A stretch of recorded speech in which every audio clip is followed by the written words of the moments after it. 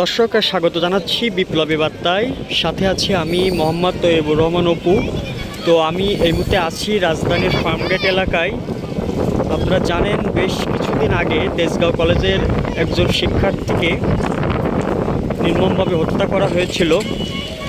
আর সেই হত্যা দাবির 25 দিন পেরিয়ে গেলেও কিন্তু তারা কোনো বিচার পায় নাই, যার জন্য তার সহপাঠীরা এবং তেজগাঁও কলেজের সকল সাধারণ শিক্ষার্থীরা কিন্তু আন্দোলনে নেমেছেন।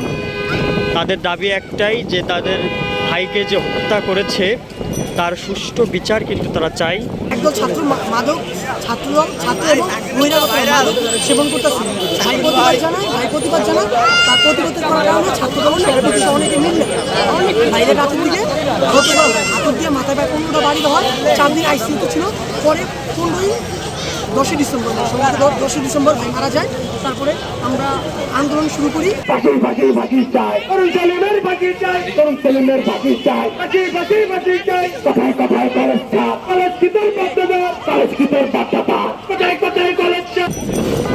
আমি আপনাদেরকে একটু দেখানোর চেষ্টা করছি যে এখানে কিন্তু আইন শৃঙ্খলা বাহিনীর সাথে কিন্তু সাধারণ শিক্ষার্থীদের একটি মত বিনিময় সভা অনুষ্ঠিত হচ্ছে।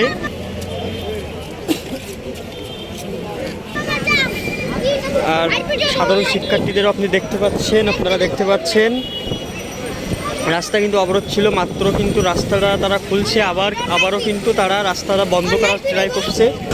হয়তো বা কর্পোরেট করে না হলে আপনি নাইমা আমাদের সাথে গাড়ি আটকেন, চিন্তা করবেন বুঝবেন নাকি আমাদের সাথে গাড়ি আটকেন।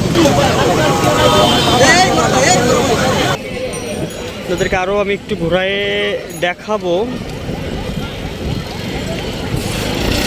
যে শিক্ষার্থীরা কিন্তু সকাল 9টা থেকে কিন্তু তারা রাস্তা অবরোধ করে রেখেছে। তারা কিন্তু কোনো গাড়ি যেতে দিচ্ছে না, অতি প্রয়োজনীয় গাড়ি ছাড়া কিন্তু তারা যেতে দিচ্ছে না।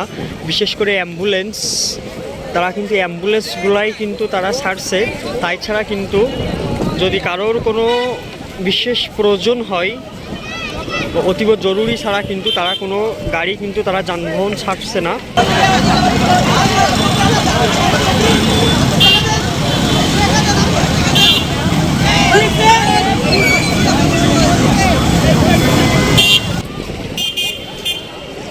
শিক্ষার্থীরা কিন্তু বিভিন্ন স্লোগানে কিন্তু উত্তাল। ফার্মগেট এলাকা কিছুক্ষণ আগেও কিন্তু তারা স্লোগানে মুখরিত ছিল এই ফার্মগেট এলাকা।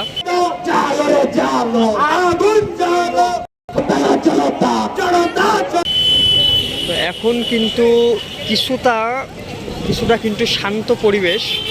এখন কিন্তু এই যে মাত্র কিন্তু গাড়ি কিন্তু তারা অনেকটাই ছেড়ে দিয়েছে, তাদের সম্ভবত তাদের আন্দোলন শেষের দিকে, যার জন্য তারা গাড়িগুলো ছেড়ে দিচ্ছে।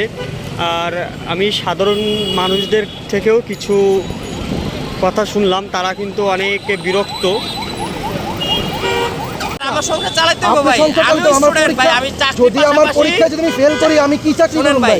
আমরা চাকরির পাশাপাশি আমি ক্লাস 6 থেকে জব করি। দর্শক আরও আমি একটু জানাতে চাই যে শিক্ষার্থীরা কিন্তু আন্দোলন শেষের পথে হলেও তারা কিন্তু এখনও রাজপথে তারা কিন্তু আছে। এই যে গাড়িও কিন্তু ছেড়ে দেওয়া হয়েছে। এখন চলাচল কিন্তু কিছুটা স্বাভাবিক, পুরোটা স্বাভাবিক না হলেও এখন কিন্তু কিছুটা স্বাভাবিক।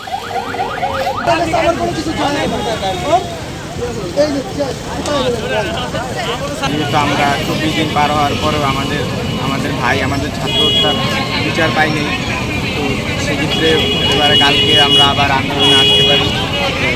কিছু সাধারণ শিক্ষার্থীর কথাও শুনলাম, তাদের দাবি একটাই, তাদের ভাই হত্যার তারা সুষ্ঠু বিচার চায়। বিচার না হওয়া পর্যন্ত কিন্তু তারা রাজপথ ছাড়বে না, এমনটা মন্তব্য তারা করেছেন। এমনটাই কিন্তু তারা গণমাধ্যম কর্মীকে জানিয়েছেন। কিছুক্ষণ গাড়িটা তারা ছাড়ার পরে আবারও কিন্তু হয়তোবা তারা অবরোধ করবে।